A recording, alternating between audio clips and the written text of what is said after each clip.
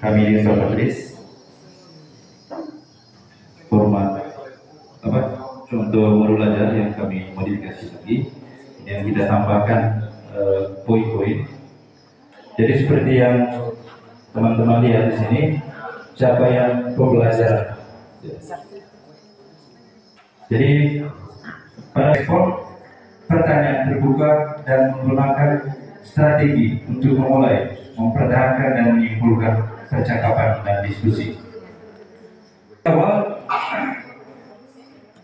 pengetahuan dan keterampilan yang perlu dimiliki siswa sebelum mempelajari topik. Jadi pengetahuan awal yang perlu kami berikan kepada anak-anak di sini adalah beberapa kosakata kunci terkait dengan ungkapan offering, help, and asking for help. Kemudian profil pelajar Pancasila tadi di sini. Kemudian model pembelajaran. Model pembelajaran ini project terjadi hubungan yang baik. Ada terjadi hubungan yang baik. Kemudian dapat meningkatkan kerjasama atau kolaborasi. Pertanyaan pemantik. Ini pertanyaan pemantik yang coba saya berikan. Tentunya ini nanti dalam bahasa Inggris kalau di dalam kelas. Tapi diantar oleh bahasa Indonesia. Antar bahasa Indonesia. Misalnya pertanyaan pemantiknya begini. Pernahkah kamu memberikan bantuan kepada orang lain? Atau bisa juga, pernahkah Anda menemukan orang di jalan yang nampaknya atau kelihatannya sedang membutuhkan bantuan? Kemudian bantuan apa yang kamu berikan? Pada situasi pada situasi apa kamu meminta atau menawarkan bantuan? Apa situasinya? Bisa ada satu bangunan. Ya, ini ya. Silakan. Terima kasih kepada Pak Materi. Terima kasih kepada Pak Billy. Kita tepuk tangan dulu untuk Pak Billy. Ya. Mohon maaf ya, saya harus komentar dua hal dari presentasi yang sudah dilakukan. Sebelum saya komentari, mohon maaf, ini kan kita mau saling belajar, saling berbagi, bukan untuk menggurui atau mau mencari kesalahan. Tapi ini penting, ini berkolaborasi. Ada dua catatan. Pertama, saya mulai dari tujuan pembelajaran. Coba kita tampilkan bagi tujuan pembelajaran. Tujuan pembelajaran. Jadi tujuan pembelajaran ini kan sebagai apa? Tujuan akhir dari semua proses. Semua proses yang kita buat harus terjawab dan harus terjawab sesuai dengan tujuan pembelajaran ini.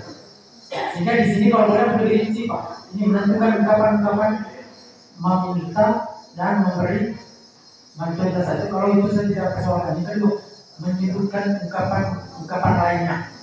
Kalau boleh diperjelas ungkapan lainnya itu seperti apa? Karena ini sangat penting. Karena tujuan pembelajaran ini merupakan salah satu inti akhir sebentar yang mau dicapai. Dan tujuan pembelajaran, namanya tujuan pembelajaran yang dicapai. Bertanya dan menjawab terkait materi ungkapan. Ini juga harus lebih jelas. Terus menyusun dialog singkat yang berisi ungkapan-ungkapan paling empat. Kalau saya yang 1 dan 4 itu cukup terima, tapi kalau kalau boleh diperjelas lagi dan dirinci yang lain. Yang jelas harus sesuai dengan capaian pembelajaran yang terus. Terus yang kedua, saya lihat di model pembelajaran tadi Pak. Hati-hati kita menentukan model, coba kita menentukan. Di situ tadi model pembelajarannya yang ditulis project based learning. Ingat, model pembelajaran problem based learning itu berbasis project, itu berbasis project. Blended sudah blended. Silakan Pak Billy mungkin mau tambahkan. Iya. Jadi berkaitan dengan tujuan pembelajaran tadi itu. Sebetulnya yang saya kerjakan ini sebetulnya belum terlalu saya belum mengedit semuanya karena buru-buru kemarin. Tetapi saya paham apa yang saya maksudkan di sini. Jadi yang pertama menentukan ungkapan-ungkapan, meminta dan menawarkan serta memberi bantuan. Gitu. Kemudian menyebutkan ungkapan-ungkapan lainnya. Nah, yang saya tampilkan itu nanti pada kegiatan itu kan tidak semuanya, karena situasi dalam kehidupan nyata itu banyak sekali. Dalam situasi apa, mungkin yang saya tampilkan itu tidak sesuai dengan situasi yang mereka alami di luar. Nah, makanya tadi pada bagian atas tadi itu mengaitkan materi sebelumnya dengan materi yang diajarkan. Nah itu ingin mengeksplorasi kembali mereka punya pikiran bahwa materi minggu lalu itu masih ada kaitannya dengan minggu ini. Minimal tujuan dan manfaatnya sama. Seperti tadi di pemahaman bermakna itu tujuannya sama. Kemudian ya ungkapan-ungkapan lainnya itu tentu terkait materi itu, terkait materi. Misalnya begini, can you help me? Bisakah kamu membantu saya? Jadi tidak semua situasi itu kita gunakan itu ungkapan itu. Masing-masing pada situasi tertentu meminta bantuan atau menawarkan bantuan itu dengan kalimat yang berbeda, formulasi kalimat yang berbeda. Itu yang dia maksudkan dari itu. Coba saya sebutkan ungkapan-ungkapannya sesuai dengan situasi kamu sendiri di rumah. Terima kasih atas kesempatan yang diberikan kepada saya. Tadi modulnya sudah saya pahami dan diperjelas lagi dengan masukan-masukan yang tadi disampaikan oleh Pak Widi dan Pak Patris. Tetapi yang masih menjadi pertanyaan bagi pribadi saya yaitu yang berkaitan dengan penilaian sumatif dari keseluruhan dari modul yang Pak sampaikan tadi. Inti dari pertanyaan saya adalah coba jelaskan secara keseluruhan atau secara umum saja terkait teknik penilaian sumatif yang Pak Widi dan Pak Patris sampaikan di modul ini. Terima kasih. Belum sebutkan tadi baru lanjut kerjanya, kita belum lanjutkan. Untuk penilaian sumatif, ya, penilaian sumatif itu kita berikan di luar jam pelajaran berupa pemberian tugas. Tentu ini tidak terlepas dari asesmen formatif, hampir-hampir sama. Misalnya, mereka anak-anak disuruh untuk menyusun, kalau saya beberapa bulan terakhir itu sering menyuruh mereka untuk menyusun itu, kemudian dipraktikkan langsung, kemudian divideokan. Jadi saya mengumpulkan itu, portofolio. Ada. Ya, ini yang terakhir Pak Yasir. Oke, silakan. Saya terima kasih kepada Pak Widi dan Pak Patris yang sudah merancang modul ajar. Ya, sebenarnya modul ajar ini sama dengan rancangan pelaksanaan program RPT. Ya, yang namanya rancangan itu berarti apa yang kita sudah rancang langsung kita implementasikan tanpa ditunggakan satu poin pun tidak. Kemudian kalau mau merancang, ini kita berkolaborasi ya. Kalau memilih model pembelajaran sudah kayak dari model pembelajaran itu, namanya ya. Ini namanya kita berkolaborasi. Model pembelajaran harus kita tetapkan secara final sih, pilih salah satu di situ. Misalnya model pembelajaran, jangan menjelaskan lagi model pembelajaran apa yang sudah digunakan sesuai dengan semacam. Tidak usah begitu menurut saya. Model pembelajaran project based learning. Itu langsung dia sifatnya final, fix level itu yang dipakai. Tidak usah dijelaskan. Kemudian di bagian inti, ya, ini kan modul ajar representasi dari kurikulum merdeka. Esensi dari kurikulum merdeka itu merdeka pada guru, merdeka juga pada siswa, sehingga kemerdekaan itu diwujudkan dalam bentuk mengakomodir semua kebutuhan belajar siswa, sehingga dalam rancangan ini intinya itu harus diferensiasi konten, proses dan program harus ada di situ supaya bisa mengakomodir segala kebutuhan dan kesulitan belajar siswa. Maksudnya begini menurut saya, jangan saya omong banyak sedikit ya. Kalau diferensi konten, maksudnya begini, diferensi konten kita materi itu kontennya itu kita tampilkan yang bisa mengakomodir kebutuhan dan kesulitan belajar. Proses juga begitu, produk juga begitu. Produk itu sebagai hasil dari pembelajaran akhir bisa dipresentasikan dalam bentuk PowerPoint, bisa dibentuk dalam tulisan tangan, atau bisa dalam bentuk rekaman audio MP3, sehingga pada saat dipresentasikan audiens atau kelompok lain itu bisa menanggapi dengan baik.